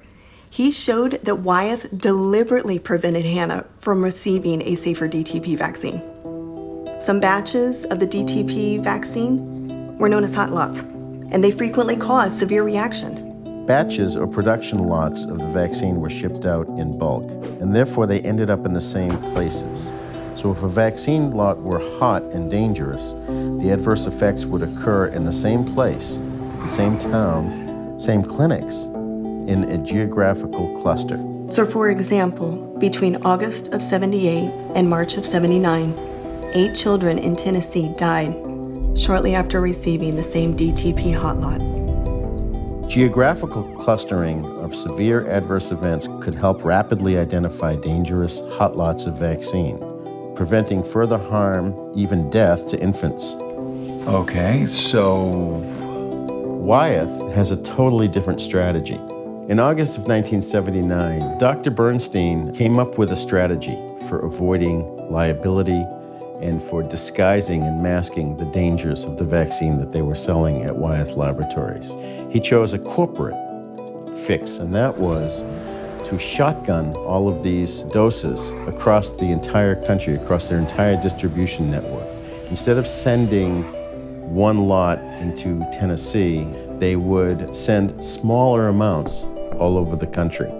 They would never be able to detect a cluster because there'd be an isolated death in maybe 8 different states. Deliberately dispersing the dangerous vaccine would allow them to escape the blame and the financial liability for injury and for the deaths that occurred. Avoidable harm became inevitable. And this is relevant because? Because Hannah's was potentially a hot lot. I called VIIRS, and they were able to tell me about many side effects that some children have had from the same lot. I was appalled to hear that a couple of children had died and various other side effects, but yet they were still giving out this lot number of vaccine. And in fact, our physician had mentioned in court that had she known about the hot lot element to the shot, she never would have given Hannah that shot. Hannah lost in district court. Did they appeal? Yes.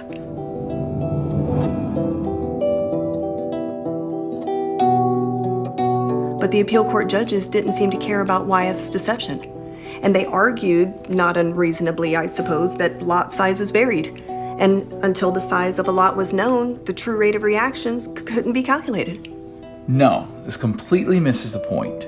Look, in order to do the calculation, you would have to be alerted to a potential hot lot in the first place.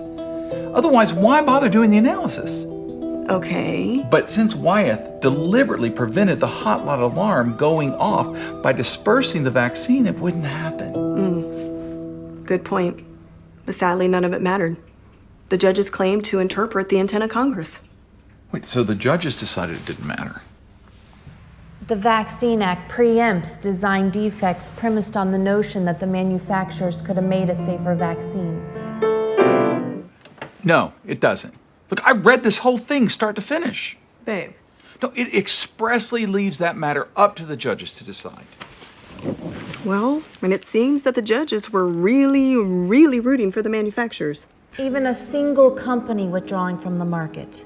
The litigation difficulties that vaccine makers face, concerns about vaccine shortages, and the return of vaccine-preventable diseases. Blah, blah, blah. It just gets worse. Manufacturers shall not be liable for injuries caused by side effects that are unavoidable, except when the manufacturer engages in conduct that would subject it to punitive damages under the Vaccine Act. The side effects were avoidable. And by concealing hot lots, Wyeth had engaged in conduct that would make it subject to punitive damages. But Hannah lost. Leaves only one option.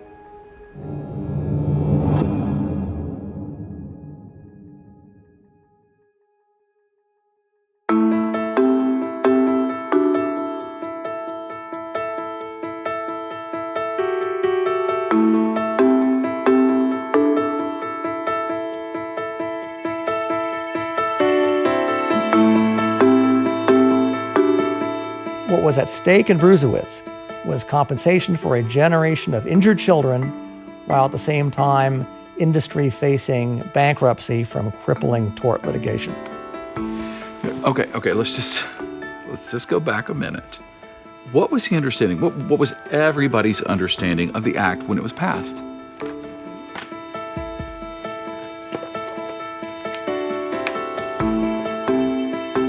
Okay. Congressman Waxman, he agreed that design defect litigation was permitted under the act, and he wrote the darn thing. Dennis Ross, Department of Treasury, the guys who have to pay for it.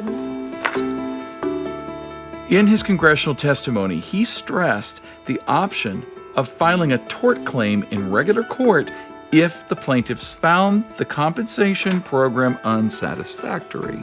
Here's the key. 1987. Robert Johnson, president of Letterly, urged Congress to make major revisions to the act to prevent his company's liability in the tort system. And Williams, David Williams, Connaught Laboratories, predicts a devastating number of claims against U.S. manufacturers. Get this, on the basis that there were other safer DTP vaccines. They all knew that if the act passed, injured kids would get their day in court. And then Wyeth pulled the same stunt that it used back in 1986. If we are liable, we face a crushing wave of tort litigation and bankruptcy.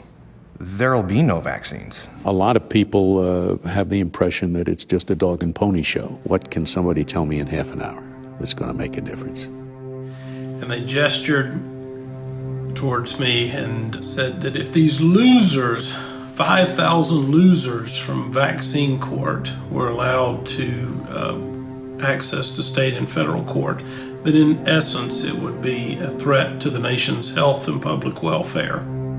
Persuasive counsel can make the difference. In 2011, writing for the majority on the Supreme Court, Justice Scalia found that injured children have no right to bring a claim for vaccine injury for a defectively designed vaccine to any court in the country. That majority opinion was absolutely outrageous. The court's decision has granted an immunity to drug manufacturers not afforded to any other industry. As the mother of a vaccine-injured child, I found the Brusewitz decision appalling. Our legal journey is over. The final verdict has been rendered, yet our daughter's condition remains the same. Justices Ruth Bader Ginsburg and Sonia Sotomayor, they got it right. Vaccine manufacturers have long been subject to a legal duty rooted in basic principles of products liability law to improve the design of their vaccines in light of advances in science and technology. Until today, that duty was enforceable through a traditional state law tort action for defective design. in holding that the National Childhood Vaccine Injury Act of 1986 preempts all design defects claims, the Supreme Court imposes its own bare policy preference over the considered judgment of Congress. Its decision leaves when designing and distributing their products, because nothing in the text, structure, or legislative history of the Vaccine Act remotely suggests that Congress intended such a result. I dissent. And when that happened, essentially the pharmaceutical industry got a free pass. I think that poses a grave risk to us all. I caused part of this. I'm part of the reason for this. I will tell you today, I regret that to my soul.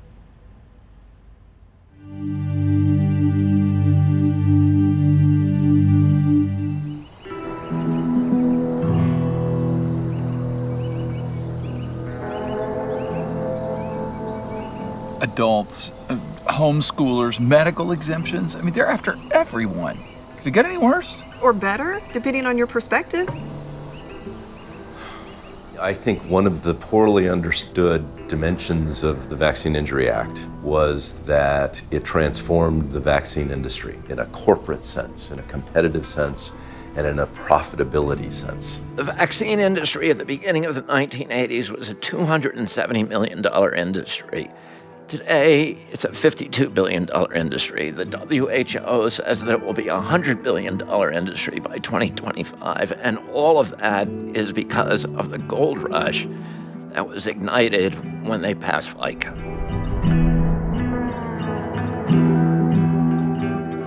The way to determine whether a product creates money for a firm is to look at the stock market reaction. For the legislation, the market reaction was zero. After the legislation, the market reacted very positively to the licensing of a vaccine. They started making a lot of money.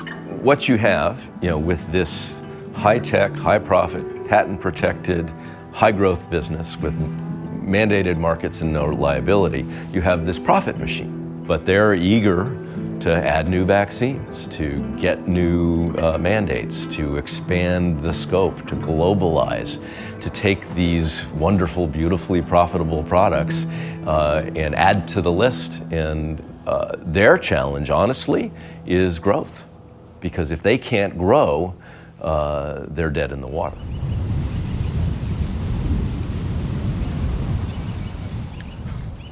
Looks like they've done pretty well so far.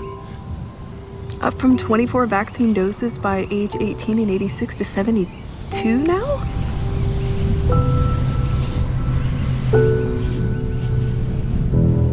With this desire for growth, you see these companies filling up their R&D pipelines, and they have dozens and dozens, by some counts, in the hundreds of vaccines in the development pipeline. The approval pipeline is the constraint. The government agencies that influence the policy are the gatekeepers to the wealth creation opportunity for these companies. The only stumbling block to profitability is the regulator. The pharmaceutical industry has captured the agencies that are supposed to protect Americans from dangerous drugs. So HHS, NIH, CDC, FDA have all become sock puppets for the industry that they're supposed to be regulating. People think the FDA is protecting them. It isn't. The FDA protects the big drug companies. You have the watchdogs, the regulators, the investors, everybody that surrounds the supply chain of these new vaccines has skin in the game too and has a vested interest in their success. One of the greatest problems with delitigation is that it promotes riskier products. A person is more likely to experience a vaccine injury than an injury from the disease that the vaccine is supposed to protect. The only thing standing between that greedy corporation and that vulnerable little child today are the parents. And that's why we're seeing this drive by the pharmaceutical industry in every state and all over the world to eliminate vaccine exemptions so that they will have direct access to that market in this country of 74 million children without interference from their parents. Why don't we see any of this on the news? Maybe if they had known there was a vaccine to help protect me when I was 11 or 12, maybe my parents just didn't know. All right, Mom? Dad? What will you say? Don't wait. Talk to your child's doctor today. Learn more at hpv.com. The pharmaceutical industry was able to use its influence over FDA to get FDA to waive the rule that once prohibited pharmaceutical companies from doing direct-to-consumer advertising of their products. That loophole's given the pharmaceutical industry extraordinary control over the American media. The pharmaceutical companies typically spend around $9 billion a year on media buys. That box in your house is really just a pharma advertising machine that has some entertainment to keep you attached while they feed you this mantra that you cannot live without pharma. The people that might be in place to shine a light on some of the corruption, on some of the injury, on some of the conflict of interest that is endemic in the industry, those people are running their programs based on pharmaceutical ads. You can't report on American television without making sure it's okay with pharma. They control the present. And who controls the present controls the past.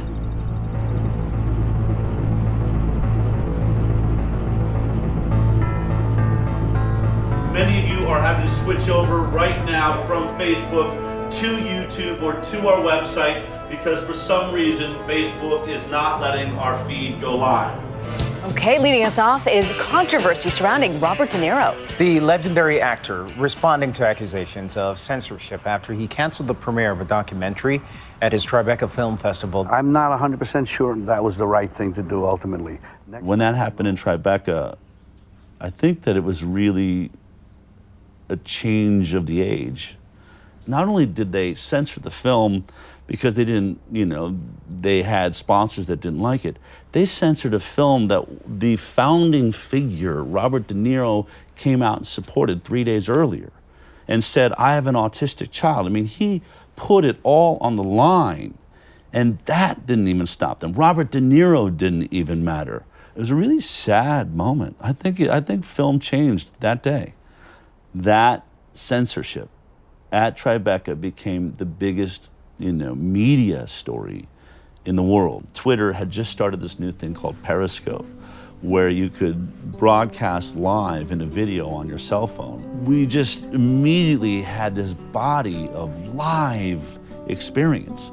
And then at the same time that's happening, Facebook, we find out that Facebook's going to try and compete with Periscope, and they're going to have a live video app. And so then Polly's got 2 cameras going in every interview, and we got 2 cameras going everywhere we go, and our numbers are growing by the tens of thousands, people all around the world watching what we were doing. And we quickly designed a weekly talk show on Facebook. Let's step out onto the high wire.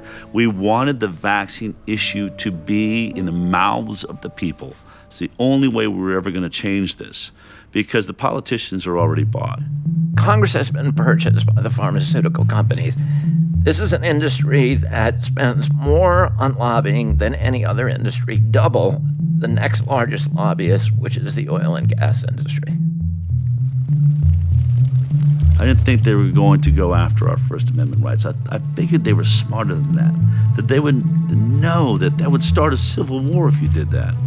But sure enough, we watched Adam Schiff suddenly writes a letter to Facebook and Instagram and Twitter saying, you need to stop these anti-vaxxers. This politician thinks we shouldn't have free speech.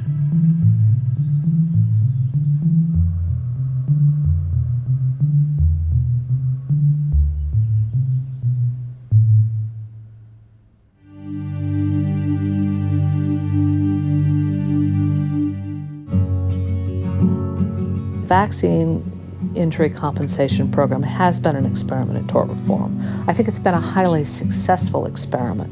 The 1986 compensation program has been a success for a tiny minority of those who are injured. It was put in place for reasons at the time that seemed plausible. One was to protect the pharmaceutical industry. That has succeeded beyond the pharmaceutical industry's wildest dreams. The other was to protect and compensate children. That has absolutely failed miserably. The 1986 Act is one of the most disastrous, catastrophic pieces of public policy ever put in place. Absolutely disastrous. We have seen this enormous perversion of the original intent. What has been done is tragic. The most protected industry in the history of our country, wreaking havoc on a generation of children. The vaccine industry is the only industry in the world where the federal government has had to take on financial responsibility to dole out money to injured people from that product. If there is no liability, there is no incentive for safety.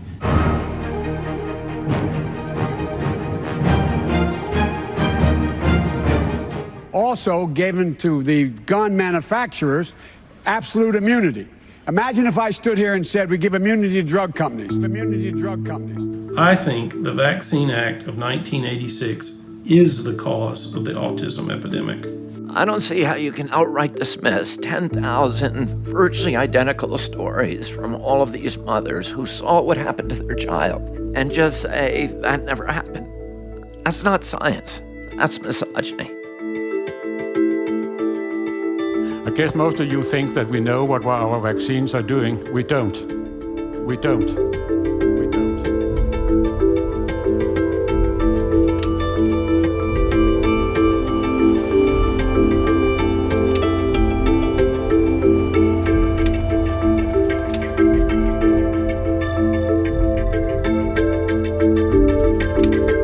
Pertussis is back because we didn't completely understand how our immune defenses against whooping cough worked.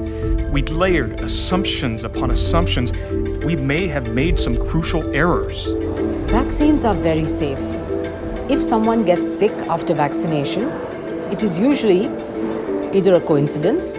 That's what they always say. The DTP vaccine may kill more children from other causes than it saves from diphtheria, tetanus, or pertussis. It's done more harm than good. The UCLA study found more reaction than had ever been seen before. What is a Wyeth employee doing interfering in a government study?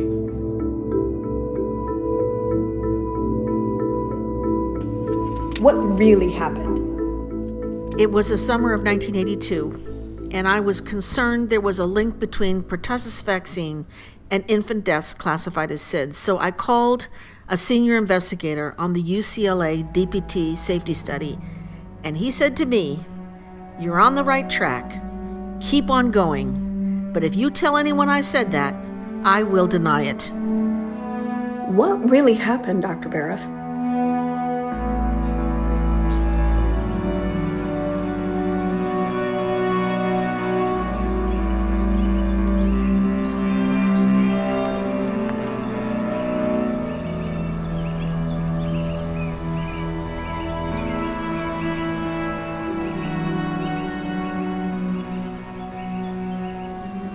Did anyone even consider these things before they handed the industry a get-out-of-jail-free card? It's gone rogue. Is this even a safe place to have babies anymore?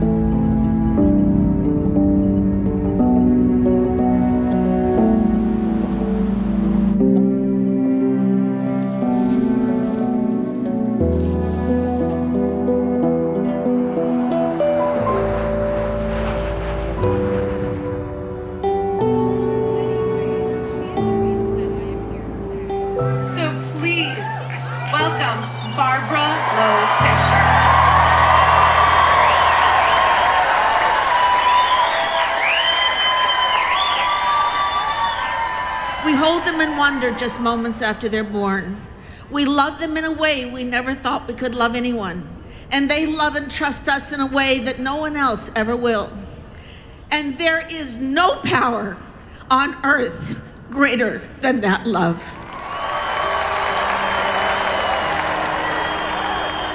We are here today to witness the suffering of children who have no voice and have no choice except the voice and choice that we, their mothers and fathers, give to them.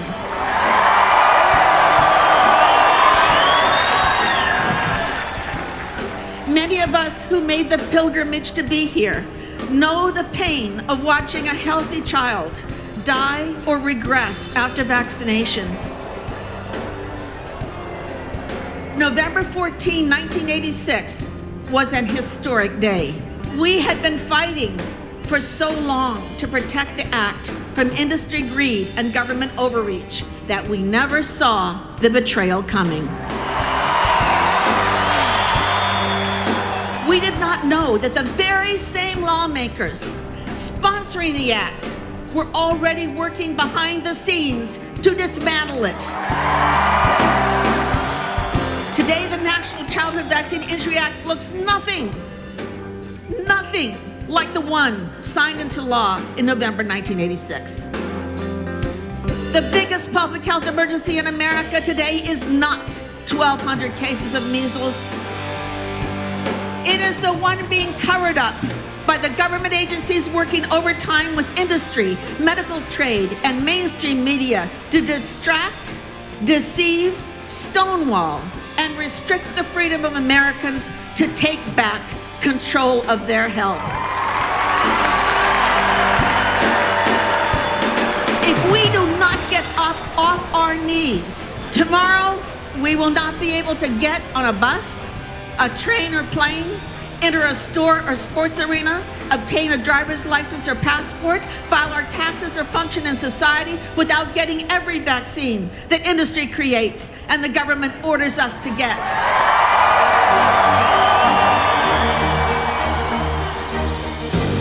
When the state considers one of us to be expendable, then we are all considered expendable.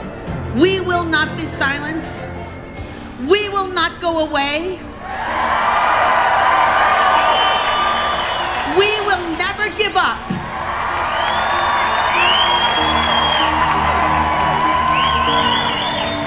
We are the daughters and sons of liberty. And our mission continues. No forced vaccination, not in America.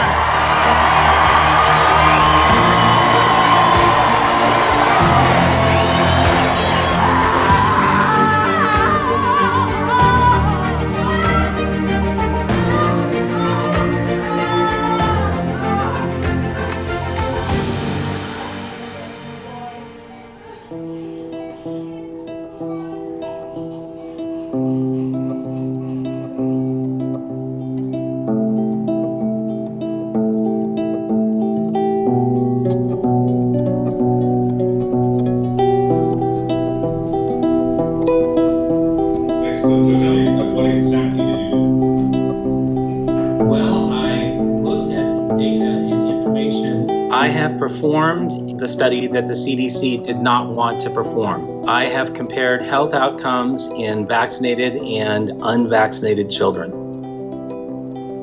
The health outcomes that we studied included developmental delays, asthma, ear infection, and gastrointestinal issues.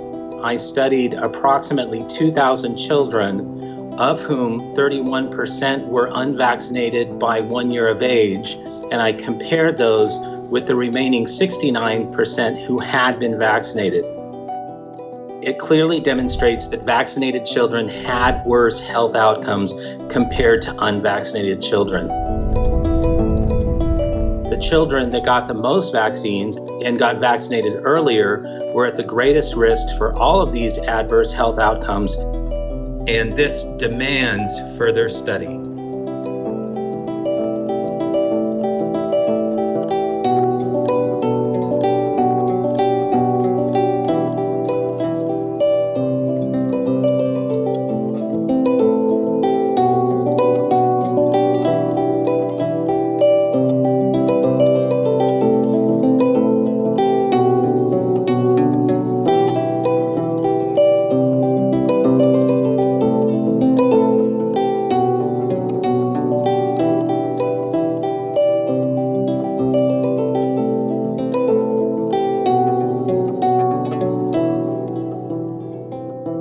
The Centers for Disease Control and Prevention is confirming the first case of human-to-human transmission in the United States of the novel coronavirus. They do still believe that the immediate risk to the American public is low.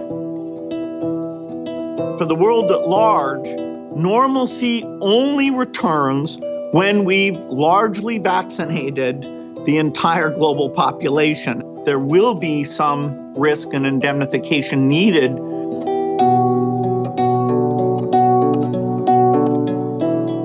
I never thought I'd see anything like this. It's a science fiction nightmare. It's Kafkaesque. It's Orwellian. There are not enough words that you can throw at it to capture the horror of what's happening. This is a bomb that is being dropped on our society, on human civilization, on our economy, on our culture, on our democracy, on everything that we value by the vaccine industry.